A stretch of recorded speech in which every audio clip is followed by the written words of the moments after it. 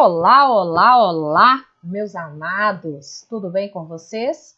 Espero que todos estejam muito bem. Hoje nós vamos falar de números decimais.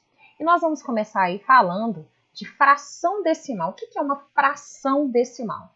Então, eu pedi aí primeiro para vocês observarem as frações, né?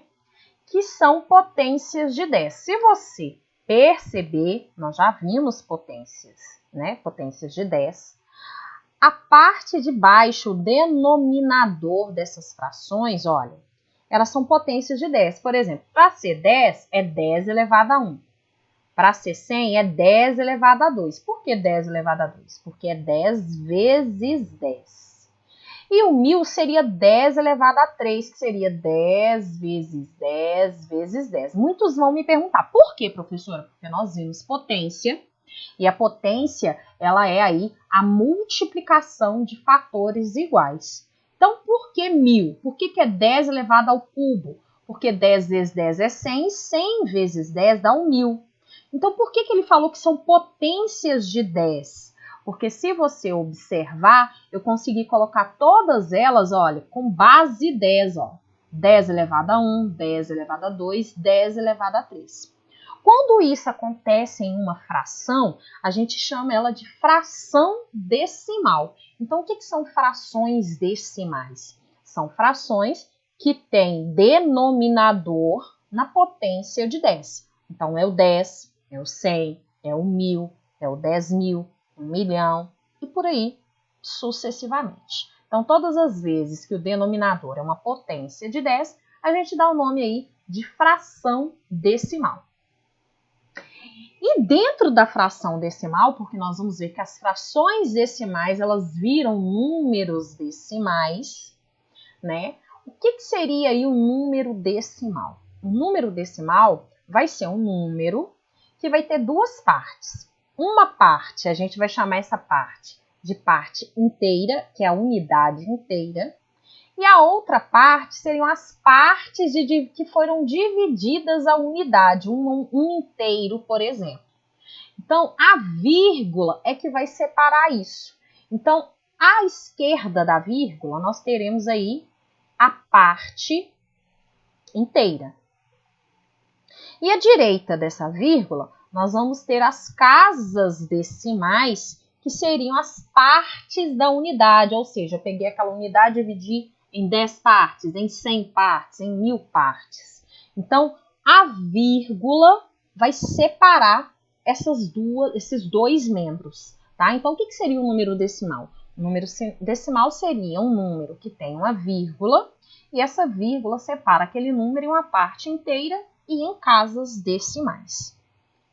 Continuando, né, já que a vírgula vai ter esse papel, eu até fiz um quadro posicional aí para vocês compreenderem.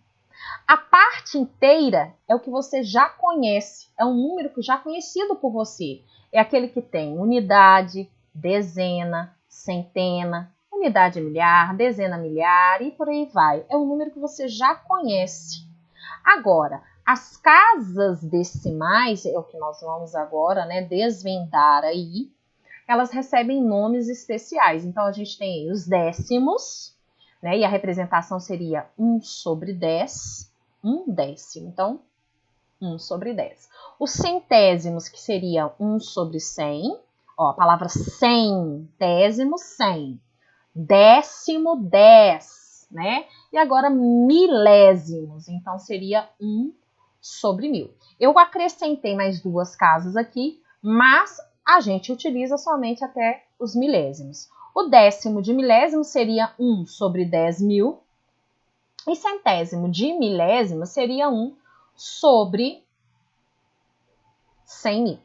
Ok? Eu coloquei aí, mas aqui é infinito essas casas, tanto na parte inteira quanto na parte das casas decimais, ok? Então, continuando aí, o que nós temos, né? Essa representação. Então, eu até coloquei aqui de novo para vocês verem. Quando eu falei na parte inteira, já é o número que você conhece, as unidades simples, as dezenas, que é de 10 em 10, as centenas, que são grupos de 100 em 100, por aí vai. E depois da vírgula, né, temos aí a parte decimal, décimos, centésimos, milésimos, décimos de milésimo, centésimos de milésimo, milionésimos e por aí vai, tá? Como eu falei antes, nós vamos trabalhar, vocês vão ver que muitos números vão até os milésimos e consegue chegar aqui até a quarta casa, que é os décimos de milésimos. Coloquei alguns exemplos para vocês com números aí decimais que tem a vírgula. Então, quando eu tenho 0,9, eu tenho 9 décimos. Por que eu sei que é 9 décimos? Porque se eu coloco esse número nesse quadro, desculpa, o 0 vai ficar na unidade e o 9 vai ficar no décimos. Então, eu esqueço a vírgula para fazer a leitura. Então, se eu tiro a vírgula, fica 9 e aonde ele parou? Nos décimos. A mesma coisa no segundo número. Então, 0,17, a gente pode ler 1 décimo e 7 centésimos, que é onde o 7 para, que é na casa dos centésimos. Ou ainda, a gente esquece a vírgula, né? Então, no caso, é 0,17. Se eu eliminar essa vírgula aqui, ó, se ela sair, fica 17. Então, a gente vai ler 17 centésimos, né? Então, é aonde o último algarismo da casa decimal para que a gente faz a leitura. Ou então, de acordo com cada posição dele. Então, no caso aí do terceiro exemplo, o 2 está na casa dos décimos. Então, seria 2 décimos, 5 centésimos e 4 milésimos. Ou então, a gente esquece a vírgula, fica 254 milésimos, que é a última casa. Ok? Quando ele tem a parte inteira, que é o caso, né, do quarto exemplo, 5,6, a gente tem aí 5 inteiros e 6 décimos, ou ainda poderia ser 56 décimos. E assim sucessivamente.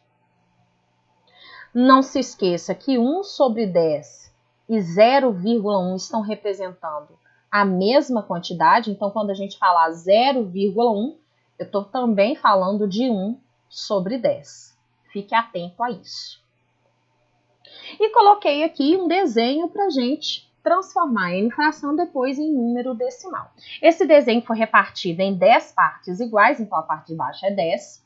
E foi tomado aí 4 partes em azul. Então, a gente tem 4 décimos. Já que eu tenho 4 décimos e utilizando aqui meu quadro posicional, se é 4 décimos, o 4 tem que estar na casa dos décimos. Como a parte inteira ficou vazia, então quer dizer que é 0,4. Então, aquele 4 sobre 10 é a mesma coisa que 0,4. E a mesma coisa nesse último exemplo. A gente tem aí 5 sobre 10, que seria 5 décimos, e representando com vírgula seria 0,5, porque esse 5 ele tem que estar na casa dos décimos. Então, a gente tem aí 5 décimos. Espero que vocês tenham compreendido essa introdução. Contem comigo e até a próxima!